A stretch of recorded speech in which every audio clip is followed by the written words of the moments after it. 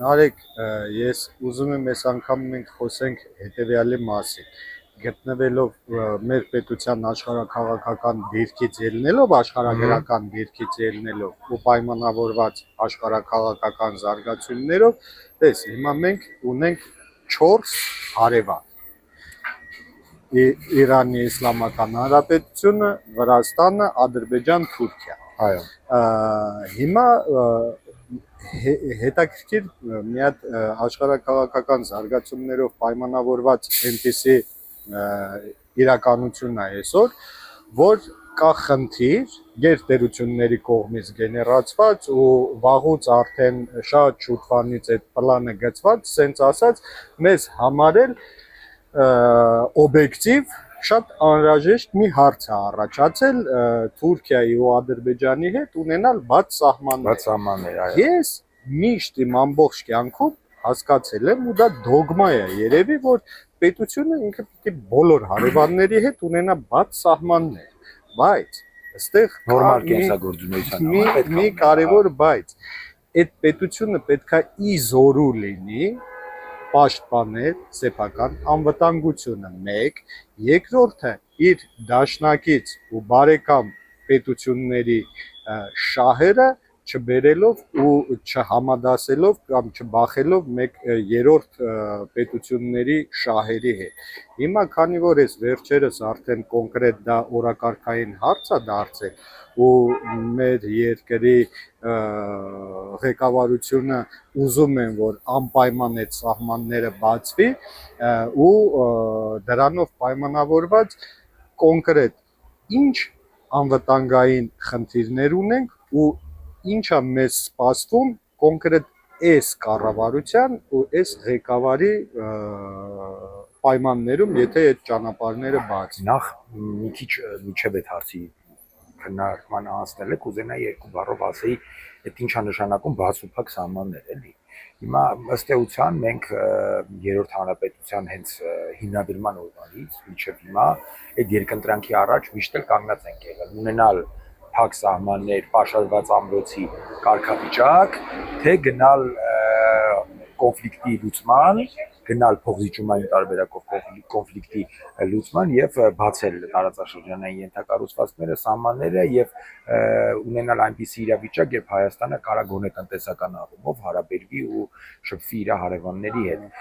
Մի կողմից ես շատ ճիշտ ես ասում ու համաձայն եմ քո հետ, որ ցանկացած պետություն, եթե ինքը ուզում է արդյունավետ եւ դինամիկ զարգանա, ինքը պետք է ունենա իր հարևանների հետ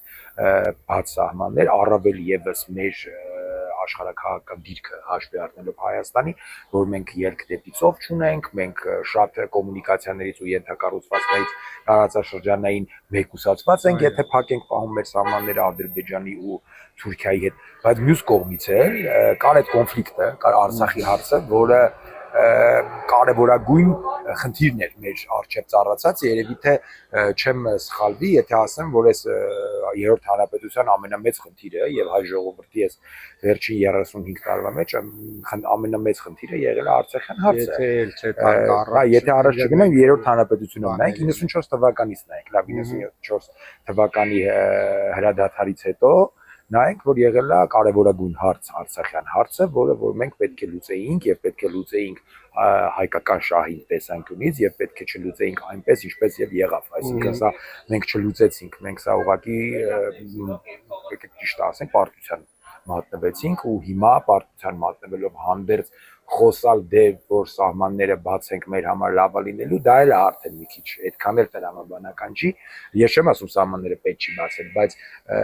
այն որ սահմանները պետք էր բացել եւ պետք է լուծել Արցախյան կոնֆլիկտը դա ակնհայտ էր,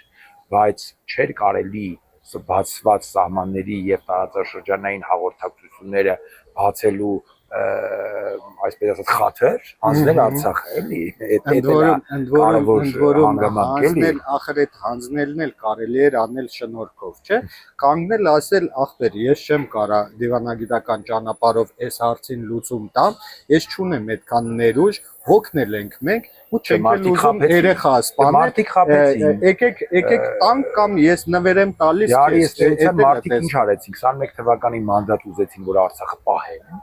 որ Հադրութն ու Շուշին դեօկուպացնեն, գնացին Գախնագողի հանձնեցին, բայց լավ, հիմա այդ դրա մասին չենք խոսում, այդ Արցախը հանձնելու այն մարդկանց մասին, ովքեր որ Արցախը հանձնել են, դրանց մասին հանգամանից խոսանք։ Հիմա սահմաններից, այն որ սահմանները պետքա բացվեն միանշանակ, բայց այդտեղ գալիս է մի շատ կարևոր հարց, որը որ ես կարծում եմ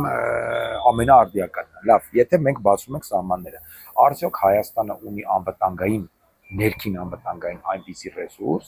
ու ունի արդյոք այնպիսի անվտանգային համակարգեր ու ինստիտուտներ, որ կարողանա բաց սահմանների դեպքում դիմագրավել դիցուք վերցնենք Թուրքիային, դրա Ադրբեջանին թողում ենք մի կողմ որպես ավելի խտին հարց, որովհետև մեր ու ադրբեջանցիների հարցը շատ ավելի խորն է, շատ ավելի թարմաբերքեր է, քան թուրքերի հետ։ Հիմա թուրքերի հետ ըստ էության ինչա տեղի ունենալու։ Բաց սահմանների պարագայում տեղի ունենալու կայծակնային հենց միանգամից տնտեսական էքսպանսիա, տնտեսականը միլիարդավոր կապիտալը թուրքական լցվելու է Հայաստան, ունենք արդյոք մենք մեխանիզմներ եւ ինստիտուտներ, որոնք որ կարող են հայկական Հայաստանի տնտեսական օկուպացիային դիմագրավել Թուրքիայի կողմից, ունենք թե չունենք, դա օբյեկտիվ չունենք։ Դե հարցեր ենք բարձրացնում, ունենք թե չունենք, դա մեկ։ Երկրորդը, Թուրքիայի հետ բաց սահմանի դեպքում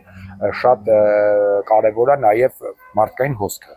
թե Հայաստան-Թուրքիա, թե Թուրքիայից Հայաստան։ Ունենք արդյոք այնպիսի մենք սահմանապատ ծառայություն եւ այնպիսի ազգային անվտանգության ծառայություն, որը կարող է այդ ռիսկերը, որովհետեւ դու էլ շատ լավ գիտես, ես էլ շատ լավ գիտեմ եւ տեղյակ մեր հայրենակիցներից շատ-շատերը գիտեն, որ եթե դու սահմանը բացում ես եւ դու սահմանային ռեժիմը նորմալ չես կարողանում ապահովել, ցանկացած տիպի եւ ցանկացած վտանգավորության աստիճանի մարդ կարող է ներխուժել քո երկրին։ Հիմա Հայաստանում կա այդ համակարգը սահմանային, թե չկա, ես կարծում եմ չկա։